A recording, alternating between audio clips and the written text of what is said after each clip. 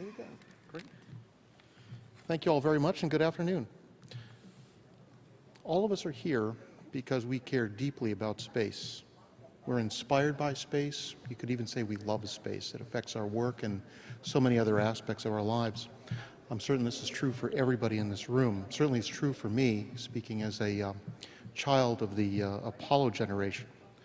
It's true of my colleagues at Lockheed Martin, who work on the dozens of space programs, including those focused on Mars, such as the InSight lander and, of course, the Orion crew vehicle. It's true of our industry partners as well, who work on programs like SLS and all of the ground systems necessary to support humans to Mars. And I know it's true of our next speaker. As chairman of the Senate Commerce, Space, Science, and Competitiveness Subcommittee, Senator Ted Cruz has worked tirelessly to establish the legislative framework required for a secure and stable future for U.S. space programs, including the groundwork necessary for human missions to Mars. The Senator's work on the NASA Transition Authorization Act affirms congressional support for sustained space investments, vital to advancing recent achievements in space exploration and space science. This includes human exploration of Mars as one of the goals and objectives of NASA. We want to thank him for that important work. Now I have the distinct honor and privilege of introducing our next speaker, Senator Ted Cruz from Texas.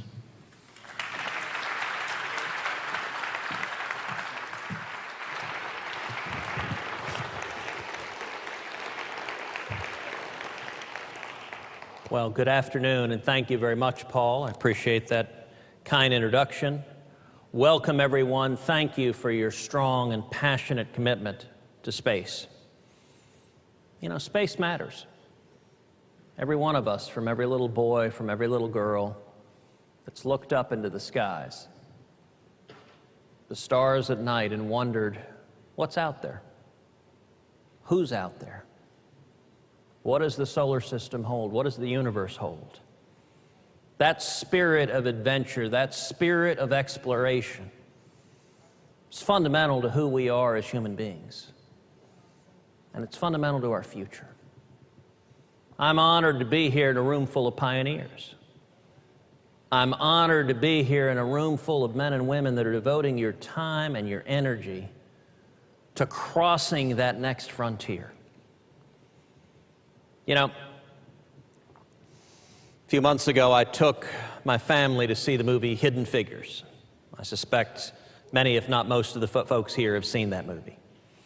I took both my girls, Caroline and Catherine. Caroline's 10, Catherine's 7. I took my wife, Heidi, and I took my mom.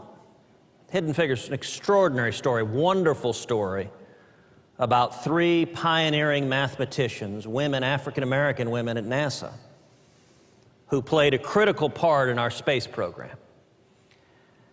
And, you know, after the movie, I sat down with my daughters. I wanted to talk with them a bit about the movie.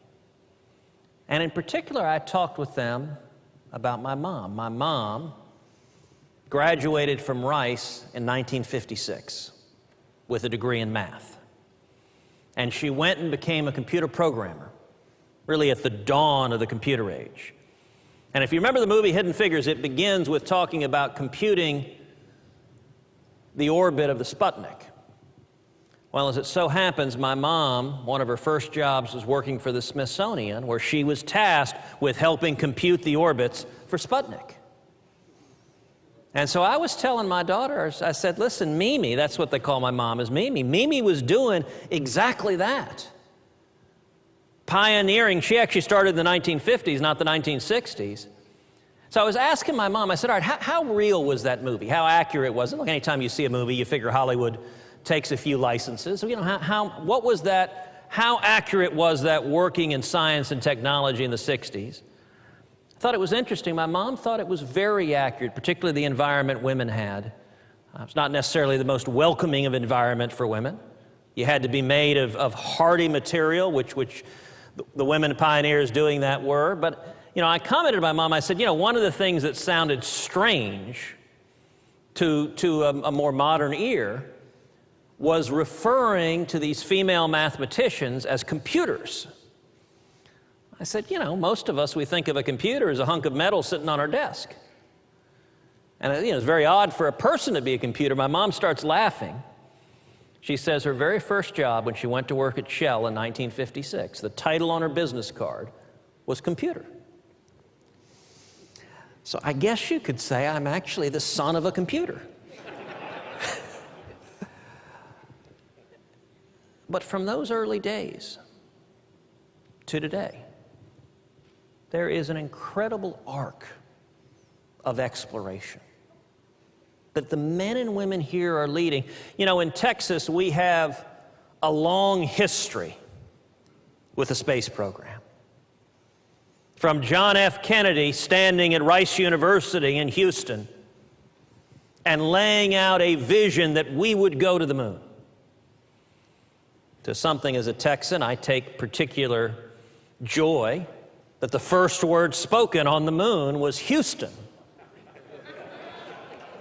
You win a lot of trivia contests with that. Houston, the eagle has landed. As Houstonian, that makes me very happy. I'm really glad it wasn't some other city. It was Houston. And you look at Texas, whether it is rocket testing in Central Texas or spaceports in West Texas or launch facilities in South Texas or NASA and all the surrounding facilities at the Johnson Space Center. Texans are explorers. And I will say also, look, this is a partisan, polarized time in Washington. That's lost on nobody. D's and R's, it seems, fight like cats and dogs over just about everything. But here's a bit of good news. One of the very few exceptions concerns space. For the last several years, I've been privileged to chair the Space Subcommittee of the Senate Commerce Committee. And in the last several years, we've moved 2 major pieces of legislation through that committee into passage. In 2015, the Commercial Space Launch Competitiveness Act, which I introduced, and we were able to get Democrats and Republicans together. Look, that wasn't easy. We were able to get the House and the Senate together. That was even harder. There's an old joke in the House that House Republicans say. They say, the Democrats are our opponents, but the Senate is the enemy. For anyone who's dealt with Capitol Hill, you understand just how real that dynamic is. And it also involved navigating some of the state-by-state dynamics, some of the more parochial. There are other states that seem to have some equities and some interest in space, whether it's Florida or Alabama or Maryland. As a Texan, I'm not quite sure why any of those states have equities in space, but all right, I'll take it on face value they do. But negotiating those so that each of the different regions is happy, we were able to pass that legislation through. Both houses of Congress, it went to the White House, and President Obama signed it. Then 2 years later, in 2017, passed the NASA Authorization Act of 2017. It was the first authorization for NASA in 7 years. 2010 was the last time we had a NASA authorization bill. Once again, we had to navigate battles between D's and R's, battles between the House and the Senate, regional battles, and yet once again we were able to bring everyone together on the same page. And that legislation, in turn, was signed by President Trump. Now listen, there are not many areas of substance on anything where you have a major piece of legislation signed by Barack Obama and another major piece of legislation signed by Donald Trump. That does not happen often. I've got both of those framed in my office, one above the other. But that bipartisan commitment, the NASA authorization bill, there were a lot of important elements in there. Both that and the Commercial Space Launch Act continued the regulatory moratorium on space. The last thing we want to do for exploring space is have a bunch of regulators come and muck it up. A bunch of regulators come and put barriers in your way exploring. Establishing property rights in space so that there are incentives to go and explore and develop. And by the way, I've made a prediction. I believe the first trillionaire will be made in space. I don't know how exactly, I don't know what discovery it will be, but my prediction is the first trillionaire on the face of the planet will be made, maybe somebody in this room. Whoever it is, by the way, if the first trillionaire is here, you're buying drinks. But I think that's the power of this new frontier. One of the most important things in the NASA Authorization Act was a clear and unequivocal commitment that we are going to Mars.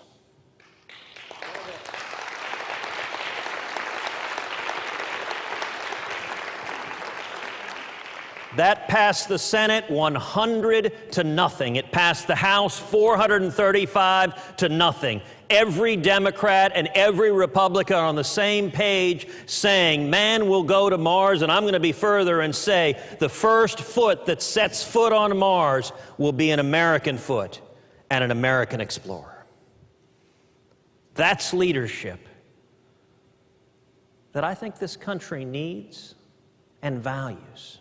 Restoring America's leadership in space, I think, is incredibly important. Let me note as well, one of the things that both of those pieces of legislation did is they extended the life of the International Space Station. They extended the life of the ISS. The ISS is a resource that we've invested billions of dollars into, that our allies have invested billions of dollars into, that we've seen enormous scientific discoveries. And I'm aware that there's some voices in this town that are pushing for phasing out the ISS in 2025.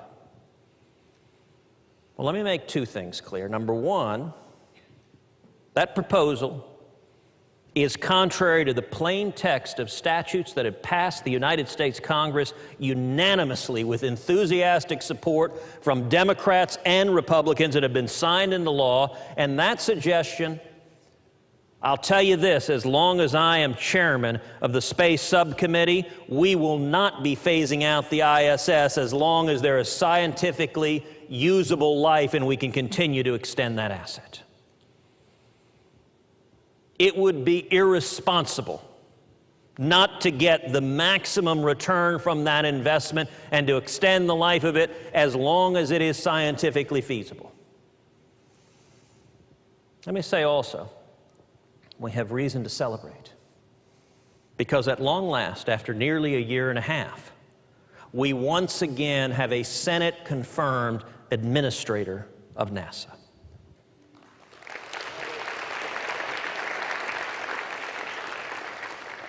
Jim Bridenstine is a good man. He is a good friend. He was a Navy pilot. He was a Top Gun instructor.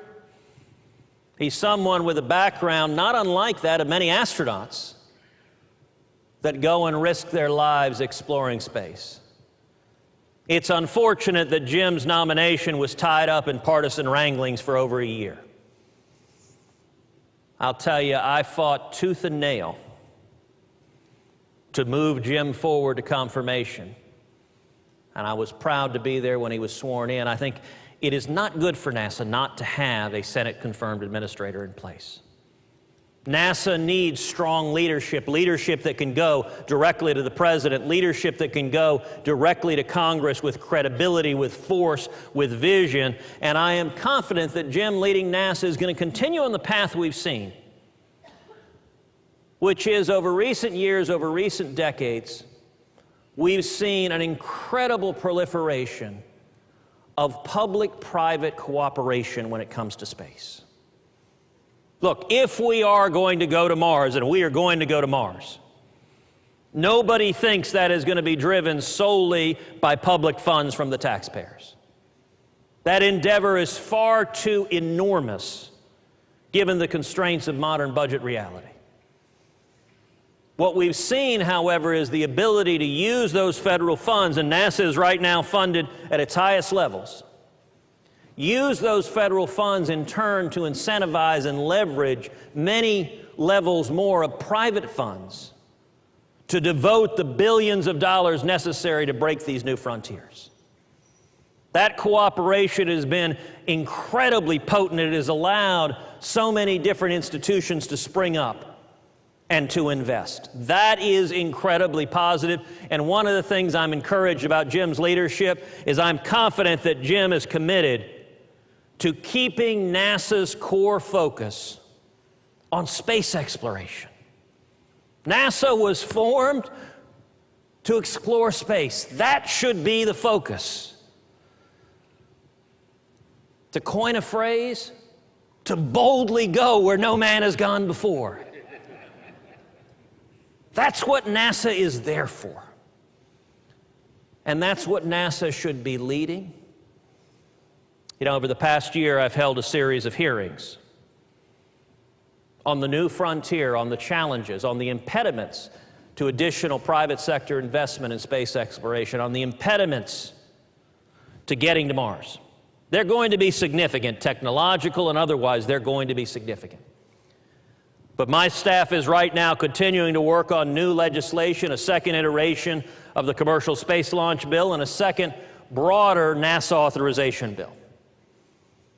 We are working with a great many of the people here, a great many of the players throughout space, both in the government sector and in the private sector, drawing on your expertise, drawing on your knowledge. I don't think in the coming days and weeks we're suddenly going to have an outburst of bipartisan love and kumbaya in Washington. I think that is not a prediction out on a limb to say we'll continue to have partisan battles between now and Election Day. But what I think is also right to say is even in spite of those battles, we will continue to have bipartisan cooperation when it comes to space. Because whatever one thinks about tax policy or whatever one thinks about health care policy or other political matters, every one of us has had the experience of looking up at the sky and wondering. None of you would be here if not for that time as a little boy or little girl that you looked up and imagined. Who else is out there? What else is out there? What does the universe hold? That's what the men and women here are committed to discovering, and I'm committed to doing everything humanly possible to help you. God bless you.